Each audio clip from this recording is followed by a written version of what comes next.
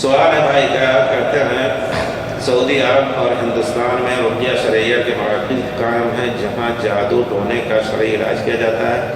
کچھ لوگوں کا کہنا ہے کہ مراکز کا قیام بدعت ہے، آپ کے نزدیک صاحب کی بات کیا ہے؟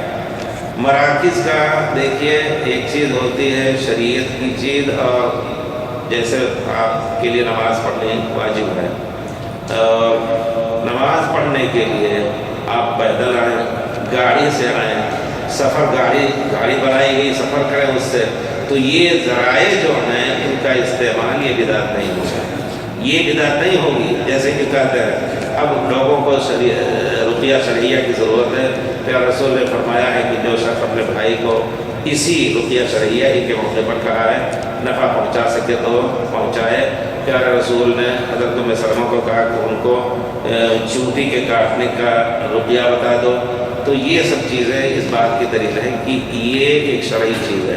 اگر کوئی شخص یہ کر کے اور اپنے بھائی کو فائدہ پہنچا رہا ہے یا سنٹر بنا رہا ہے اپنا، وہ دیکھیے یہاں کچھ تجاوزات، کچھ غلطیاں ہوتی ہیں جس کی وجہ پر لوگوں کی نظریں اٹھتی ہیں۔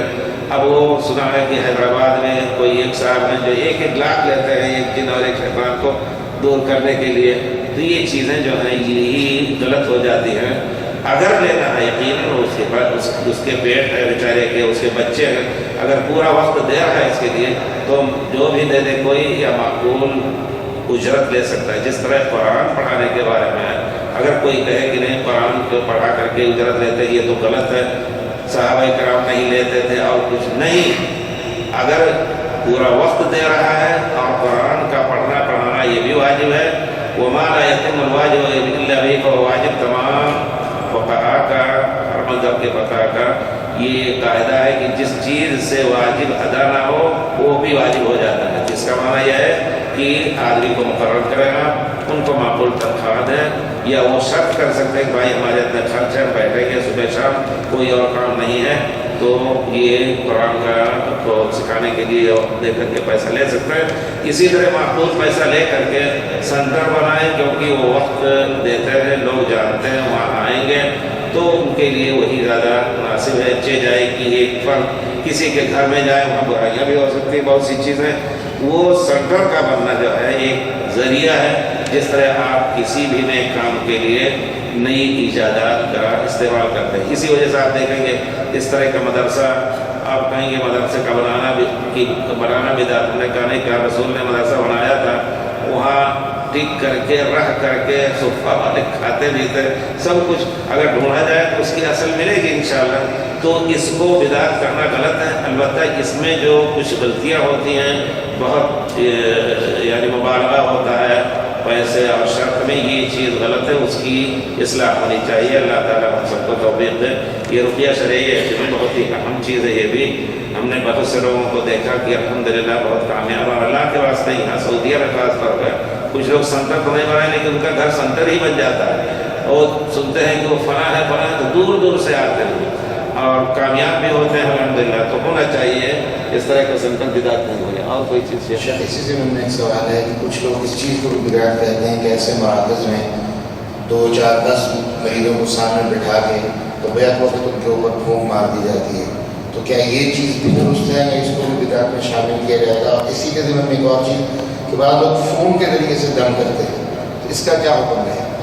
یقیناً کوئی بھی خود بتاتے ہیں وہ لوگ کرنے والے کہ قرآن کی آواز کسی طرح پہنچائی جائے تو وہ جن اور شیطان کو تکلیف ہوتی ہے، جو خبیث ہوتے ہیں وہ تکلیف محسوس کرتے ہیں اور اس کی طاقت نہیں رکھ سکتے۔ میں بتاؤں قصہ مکے کا ایک صحیح قصہ ہے۔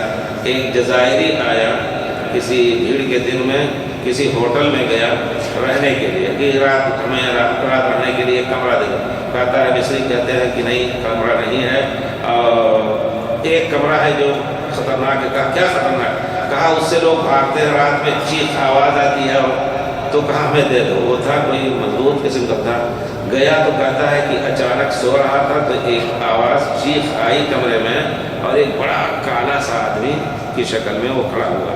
کہا ہم نے پڑھنا شروع کیا، آیت الکرسی پڑھ رہا ہوں تو وہ بھی پڑھ رہا ہے لیکن ولا یؤودہ حفظہما نہیں بول پاتا ہے۔ کہا اچانک یعنی وہ یہ قصہ صحیح ہے جس نے بیان کیا وہ خود اسی سے سنا اس نے، کہتا ہے اچانک دھڑام سے گرا اور غائب ہو گیا، اس کے بعد وہ کمرہ پاک ہو گیا اور مصری نے بڑا شکریہ ادا کیا اس کو ہوٹل والے نے۔ تو ہوتا ہے ایسا یقیناً، یعنی آپ نے جیسے کہا کہ آواز کسی طرح پہنچائی جائے اگر تو انشاءاللہ اگر فائدہ ہو رہا ہے تو اس کو استعمال کیا جا سکتا ہے۔ پیارے رسول نے فرمایا اس زمانے میں کہا، یا کسی نے کہا یا رسول اللہ کننا ماذا ترى فی روقن کننا نرقیہا فی الجاہلیہ، جاہلیت میں ہم کچھ جھاڑ پھونک کرتے تھے اس کے بارے میں آپ کیا فرما رہے ہیں؟ تو پیارے رسول نے فرمایا اعرضوا علی رقاکم، اپنے جھاڑ پھونک کے طریقے یا رقیہ کو میرے سامنے پیش کرو، ما لم یکن شرکا فلا باس بہ، جس میں شرک نہیں ہے تو کوئی حرج نہیں، کوئی بھی دعا اس طرح کی ہو جس میں اللہ یحنک الشیاطین مردا وکذا، تو اس طرح کے تجربے سے اگر کوئی آیت بھی کسی کے لیے مناسب معلوم ہوئی کسی خاص چیز کے لیے تو اس کو استعمال کر سکتا ہے انشاءاللہ۔ یہ ایک تجربے کا اشارہ پیارے رسول نے فرمایا ہے۔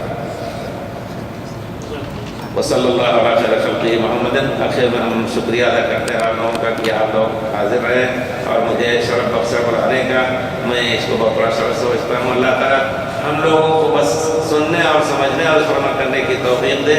اس کی دعا بھی خصوصی طور پر کرتے رہے، پیارے رسول خود دعا کرتے تھے کہ اللہ تعالیٰ اختلاف کے وقت میں ہمیں حق کی توفیق دے۔ وصلی اللہ علیہ خیر خلقہ۔